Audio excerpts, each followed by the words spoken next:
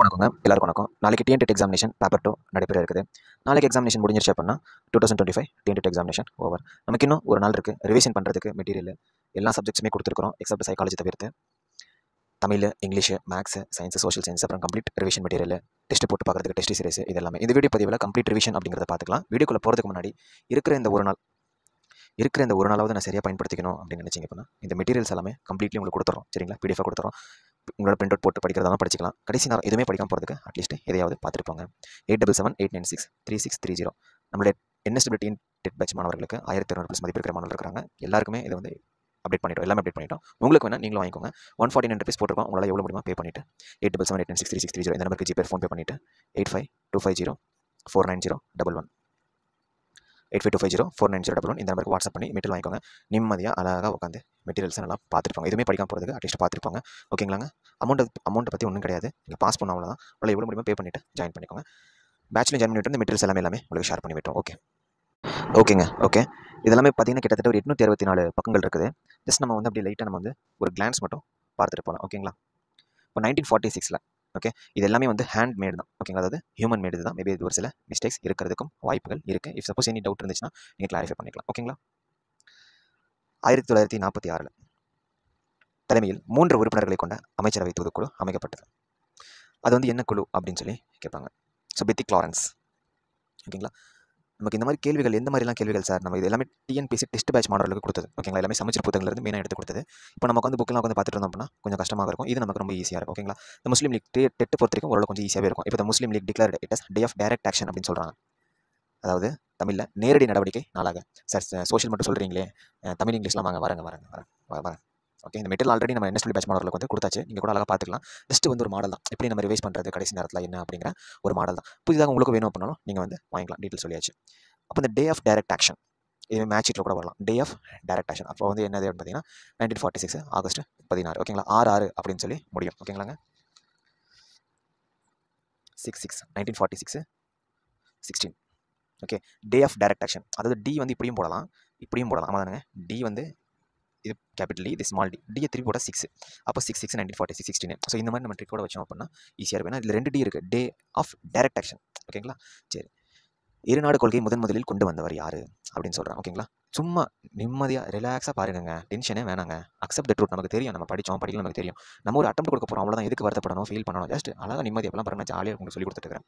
He was the first to come up with 2 nation policy. அப்போ 2 nation policy அப்படின்னாலே நமக்கு வந்து சர் வஜீர் ஹசன். நமக்கு ரெண்டு பேர் இருக்கிற மாதிரி இருக்குது பாருங்க. ஓகேங்களா? ஜஸ்ட் ட்ரிக் தான். சர் வஜீர் ஹசன். ஓகேங்களா? இது மாதிரி தான் நிம்மதியாக நம்ம உட்காந்துக்கிட்டு பார்க்கக்கூடிய விஷயங்கள் அதெல்லாமே. லக்னோ ஒப்பந்தம் இந்த கேள்வியெல்லாம் ரொம்ப முக்கியமான ஒரு கேள்வி தான். 1916 தூக்கத்தில் எழுப்பி கேட்டால் கூட சொல்லணும் இந்த கேள்விகளுக்கான விடைய. 5வது பஞ்சாப் இந்து மாநாடு நடைபெற்ற இடம். ஸோ அம்பாலா. ஓகேங்களா? ஸோ இது போன்ற கேள்விகள் ரொம்ப ஓரளவு ஈஸியாக தான் இருக்கும். ஓகேங்களா? ரொம்ப பண்ண வேண்டாம். கடைசி நேரத்தில் சொல்கிறோம். இந்தியாவில் ஒவ்வொரு மாநிலத்திலும் ஒரு மனித உரிமை ஆணையம் அமைக்க வழிவகை செய்ய பிரிவு. இது இருக்கிறனால இவ்வளோ முக்கியமான பாருங்கள். ஒவ்வொரு மாநிலத்திலுமே ஒரு மனித உரிமை ஆணையங்க. அப்போது இந்த மனித உரிமை 21 சரிங்களா? பிரிவு வந்து அந்த உரிமையை பற்றி நமக்கு இந்த 21 வயசில் நம்ம நல்லாவே தெரிஞ்சு நம்மளோட உரிமையை பற்றி. அதாங்க அந்த உரிமையை பற்றி இப்போ நம்ம வந்து 2 வயசில் இதை பற்றி நம்ம பேச போகிறது கிடையாது. 3 வயசில் பேச போகிறது கிடையாது. ஜஸ்ட் உங்களுக்கு ஞாபகம் வச்சுக்கணும்னு சொல்கிறேன். இது மாதிரி பார்த்துக்கோங்க. அப்போ அந்த உரிமைகளை பற்றி நம்ம சொல்கிற அந்த வயசு வந்து 21. அப்போ பிரிவு 21 ஞாபகம் வச்சுக்கோங்க. ஓகேங்களா? வேளாண் துறை வளர்ச்சி விகிதம் 1996 to 97 முதல் 2004 to 5. ஸோ இந்த மாதிரி கேள்விகள்லாம் பார்த்தீங்க அப்படின்னா கொஞ்சம் வருமானத்தின்னு சொல்லி தெரியல. அப்படி சிஏ கரண்ட் அஃபேர் இது ரிலேட்டடாக வரலாம். இதெல்லாம் கொஞ்சம் டேட்டா பேஸ்ட் இருக்குது. டெட்டுக்கு இந்த அளவுக்கு கஷ்டமாக கேட்பாங்களா அப்படிங்கிற ஒரு இதுதான்.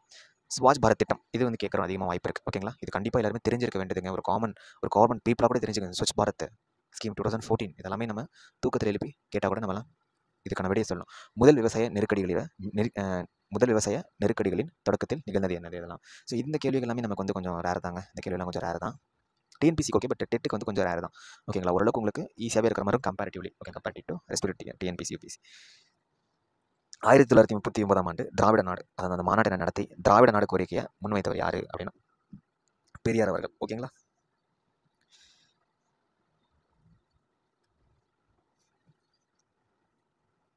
இந்திய வனத்துறை பயிற்சி மையம் அமைந்துள்ள இடம் எங்க அப்படிங்கிறத டேராடூன். ஸோ இதெல்லாமே உங்களுக்கு பேசிக்கான கொஷின்ஸாக இருக்குது. மொத்தம் 864 பக்கம் இருக்குது. நிம்மதியாக ரிலாக்ஸாக அழகாக பொறுமையாக கிளான்ஸை பார்த்துட்டு போங்க. மறக்காது நம்புவோம். சரிங்களா? பார்த்துட்டு போங்க. நெக்ஸ்ட் இங்கிலீஷ் பார்த்துருவோம். ஜஸ்ட் மாடல் தானே. ரைட். ஓகே, இப்போ இங்கிலீஷ் பார்த்தீங்க அப்படின்னா choose the correct question take. இப்போ எவ்ரி ஒன் இஸ் ப்ரெசென்ட் இந்த மீட்டிங். அப்போ இது வந்து நமக்கு வந்து ஒரு ஆன்சர் மாதிரி. அப்போ இதுக்கு நம்ம கொஷின் கிரியேட் பண்ணணும். சிம்பிள் கான்செப்ட் தானேங்க. கொஷின் டேக்னா என்ன? ஆன்சருக்கு நம்ம கொஷின் வந்து ரெடி பண்ணணும். அப்போ ஈஸ் அப்படின்னாலே நமக்கு என்னதுங்க வரும்? மோஸ்ட்லி ஆறு தானுங்க. இதெல்லாமே நம்ம கொஞ்சம் கிராமர் பார்த்துருந்தோம் அப்படின்னா ஈஸியாக இருக்கும். ஆர் இன்ட்டு தே. இப்போ நெக்ஸ்ட் வந்து டிகிரி. டிகிரி உங்களுக்கு தெரியும். Positive degree, comparative degree, superlative degree. அப்போது பிரபு இஸ் ஒன் ஆஃப் தனால என்னதுங்க? ஒன் ஆஃப் த சூப்பரில் இத்தனை பேரில் ஒன்றா இருக்கிறதா சூப்பரில் தான் சூப்பர்லேட்டிவ். இந்த மாதிரி நிறைய ட்ரிக்ஸ் எல்லாம் இருக்குங்க. சரிங்களா? நம்ம இந்த டெட்டுக்கெல்லாம் ஒரு 6 மாதம் அது மாதிரி இருந்தால் நம்ம அப்படியே நிதானமாக பொறுமையாக போயிருக்கலாம். ரைட், ஓகே, ஒன்றும் இல்லை. Who wrote I dare it's always possible. சரிங்களா? Always possible, Kiran Bedi. சரிங்களா? ஒன்றுக்கு ஒரு ட்ரிக் வச்சுக்கோங்க. ஓகே, ட்ரிக் வச்சுக்கோங்க. ஏன்னா நிறைய விஷயங்கள் நம்ம ஞாபகம் வச்சுக்க வேண்டியது இருக்குது. தி dash in the school since 2012 அப்படின்னா இது ஒரு ஜென்ரலான ஒரு இதுதான். இதில் என்ன டென்ஸ் வந்து ரைட்டு கரெக்ட் டென்ஸ் அப்படின்னு சொல்கிறாங்க. தே ஆர் சர்விங்கா, தே வில் சர்விங்கா. இப்போ சின்ஸ் 2012 அப்படிங்கிற மாதிரி கொடுத்துருக்காங்க. ஓகேங்களா? இந்த கொஷனில் பாருங்கள். சின்ஸ் அப்படின்னாலே 2012 அப்படிங்கிற மாதிரி. அப்போ இது வந்து ஒரு பாஸ்ட்லேருந்து ப்ரெசென்ட்டை கனெக்ட் பண்ணுது. ஆமாம் தானே? பாஸ்ட்லேருந்து ப்ரெசென்ட் கனெக்ட் பண்ணுற மாதிரி தான். அப்போ கனெக்டிங் அப்படின்னாலே நமக்கு இந்த பீன் அப்படிங்கிறது வந்துருங்க. பீனு, இந்த பீயிங்கு, ஸோ இது போன்ற எல்லாமே இருக்குது. ஸோ ஒவ்வொருத்துக்கும் ஒவ்வொரு வகைக்கு ஒன்று போடணும். ஓகே, சரி. இப்போ வந்து கனெக்ட் பண்ணணும். பாஸ்ட் டு இந்த ப்ரெசென்ட் கனெக்ட் பண்ணுறதுக்கு இந்த பீன் வரும். அப்போ இந்த மாதிரி வந்தாலே இந்த பீன் இருக்கான்னு பாருங்கள். ஃபஸ்ட்டு பீன் இருக்கான்னு பாருங்கள். அதே போன்று கனெக்ட் பண்ணுறதுனால கனெக்டிங்லேயே இருக்குது. கனெக்டிங்கில் கூட பாருங்களேன், ஸ்பெல்லிங்கில் லாஸ்ட்டில் ஐஎன்ஜி வரும். அதே போல் தான் been plus ING form serving இன்னும் இருக்காங்க. அதனால் ஹேவ். ஓகேங்களா? Have been serving. இதெல்லாம் ரொம்ப ஒரு ஜாலியான ஒரு சப்ஜெக்ட்டுங்க. இங்கிலீஷ் அப்படி ஜாலியாக படிக்கலாம். தெரியுங்களா? Which one of the following is a correct sentence. இதில் வந்து எது வந்து கரெக்ட் சென்டென்ஸ் அப்படின்னு சொல்லி கேட்குறாங்க. Kannan is more taller than Raja. Kannan is not more tall than Raja. Kannan is not taller to Raja.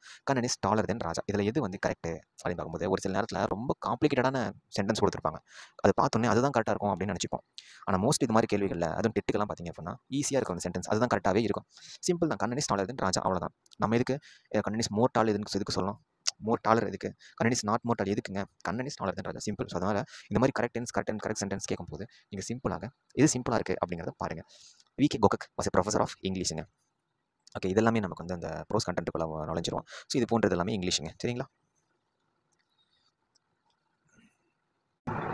Okay, ஆக்சுவலாக உங்களுக்கு வந்து பிடிஎஃப் நம்ம என்எஸ்டபிள்யூ மாணவர்களுக்கு வந்து எல்லாமே சோஷியல் சயின்ஸ் மேக்ஸ் கம்பைன் பண்ணி ஒன்று கொடுத்துருப்போம்.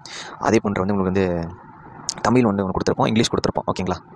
இது வந்து பார்த்திங்கன்னா தமிழுங்க. தஞ்சை பெரிய கோவிலுடைய கருவறை எத்தனை தளங்களை கொண்டது? இதெல்லாமே ஜென்ரலாக தெரிஞ்சிக்க வேண்டியதுங்க. இது படிக்கணுங்கிறது எக்ஸ்ட்ரா தான், பட் நம்ம தெரிஞ்சுக்கணும். 13ங்க. சரிங்களா? ஸோ இதெல்லாமே நமக்கு ஜென்ரலாக நம்ம பார்க்க வேண்டியது தான். தஞ்சை பெரிய கோயில் கீழ்கண்ட எந்த கலைப்பாணியில் கட்டப்பட்டது? திராவிடம். ஓகே, ஸோ இதெல்லாமே ஜென்ரலான இது தாங்க. இதே போன்ற இது மாதிரி ஒன்று கொடுத்துருப்போம். Tamil, English, maths.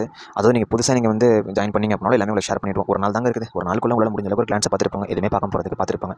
இப்போ தமிழ், அப்புறம் இங்கிலீஷ், மேக்ஸ், சயின்ஸ், சைக்காலஜி இதெல்லாம் கிளிக் பண்ணிங்க அப்படின்னா நீங்கள் டெஸ்ட் போட்டு பார்த்துக்கலாம். கொஷின் தனியாக இருக்கும், ஆன்சர் தனியாக இருக்கும். இங்கிலீஷ் மட்டும் நம்ம வந்து ஆன்லைனில் வந்து அட்டன் பண்ணோம். ஓகேங்களாங்க? ஓகே, தேங்க்யூங்க. Thank you so much.